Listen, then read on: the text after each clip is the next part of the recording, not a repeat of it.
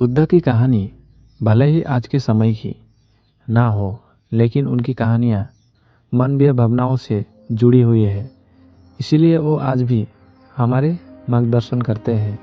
यही कारण है कि बुद्ध की कहानी अंततः लोकप्रिय है।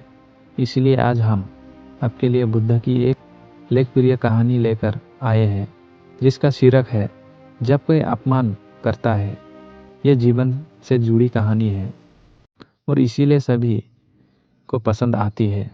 हमें उम्मीद है कि आपको गौतम बुद्ध की ये कहानी पसंद आएगी। एक बार बुद्ध किसी गांव से गुजर रहे थे। उस गांव के लोग उसे पसंद नहीं करते थे। उन्होंने बुद्ध को घेर लिया और गालियां देने लगे। सबसे ज़्यादा गुस्सा गांव के नेता को हुआ। उसने उल्टे बुद्ध को गाली देना शुरू कर दिया। सरदार बहुत देर तक बुद्ध को गालियां देता रहा, लेकिन कुछ देर बाद उसका मुंह सूखने लगा, जिससे वो चुप हो गया।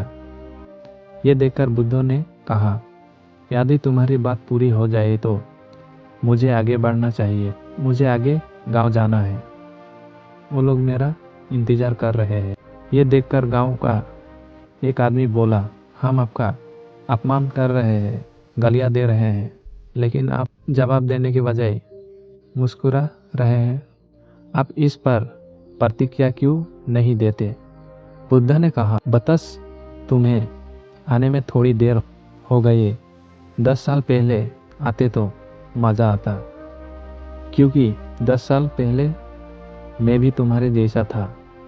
यदि उस समय तुम मेरे बारे में बुरा बोलते या मुझे गालियां देते तो मैं भी क्रोधित हो जाता। इससे ज़्यादा तो मैं तुम्हें गालियां देता। संभव है कि वो शारीरिक इंसान का भी सहारा ले, लेकिन अब मैं आगे बढ़ चुका हूँ। मैंने अपना सारा गुस्सा और नफरत पीछे छोड़ दिए। अब मैं उस जगह पहुँच गया हूँ जहाँ तक आपकी गालियाँ नहीं पहुँच पाती।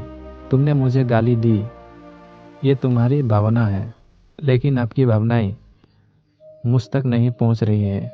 मुझ पर इसका आरोप तभी लगाया जाएगा जब मैं इसमें भाग लूँगा। एक बार मैं उन्हें स्वीकार कर लूँ, लेकिन मैं आपकी इस हरकत से तटस्थ हूँ। इससे कैसे दूर हूँ?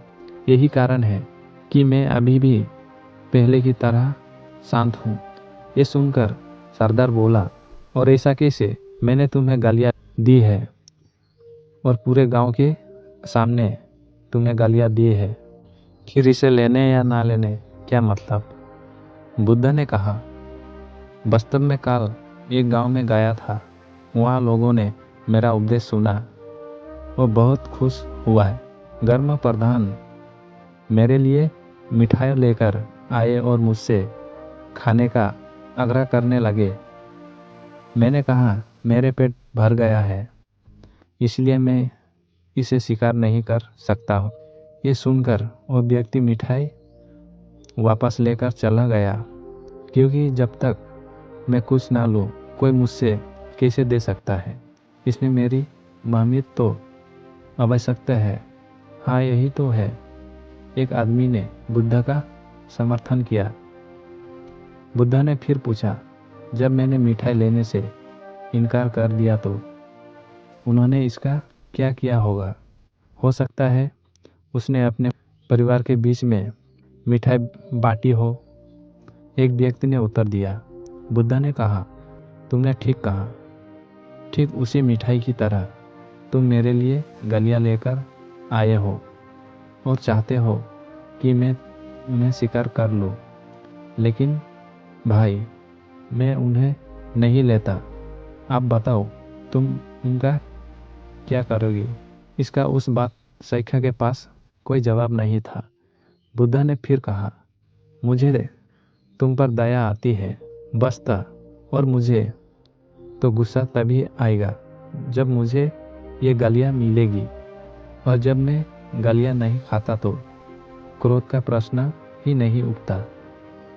सरदार ने बुद्ध की बात पर कोई प्रतिक्रिया नहीं दी। शायद वो कुछ सोच रहा था। बुद्धा ने कहा, मैं अपनी आंखों से देखता हूँ कि गाली एक कंठ है जो देने वाले और लेने वाले दोनों को क्रोध से पागल कर देती है। तो फिर तुम ही बताओ, मैं आंखें से भी कांटे पर कैसे चल सकता हूँ? आंखें रहते हुए मैं गालियाँ कैसे खा सकता हूँ? और होश में रहते हुए मैं क्रोध कैसे कर सकता हूँ? अंत मुझे क्षमा कर दो। वास्तव में तुम्हारा उपहार स्वीकार करने में असमर्थ हूँ। इतना कहकर बुद्ध ने हाथ जोड़ दिए। बुद्ध की बातें सुनकर सरदार लज्जित हो गया। उसकी आंखें भर आई। वो कुछ कहना चाहता था, लेकिन उसके होठों ने जवाब दिया।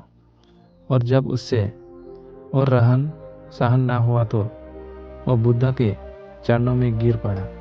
दोस्तों, हम में से ज़्यादातर लोग यही सोचते हैं कि हमारे दुख का कारण कोई और है, और जब हम इस पर विश्वास करते हैं तो हम आत्म नियंत्रण की कभी और खुद को नियंत्रित करने में असमर्थता को नज़रअंदाज कर रहे हैं। वास्तव में ये हम पर निर्भर करता है कि हम दूसरों द्वारा प्रश्न नकारात्मक को स्वीकार करते हैं या नहीं। यदि हम नकारात्मक को स्वीकार करते हैं तो हम अपने पैरों पर कुल्हाड़ी मारते हैं, और जब हम आशीर्वाद कर देते हैं तो गुनाह, क्रोध, हिंसा सभी से मुक्ति मिल जाती है। दोस्तों, हम आपसे फिर मिलेंगे ऐसे ही रोचक और उपाय कहानी के साथ। तब तक आप जहाँ भी हो खुश रहे और खुशियाँ बांटते रहे। नमो बुद्धा।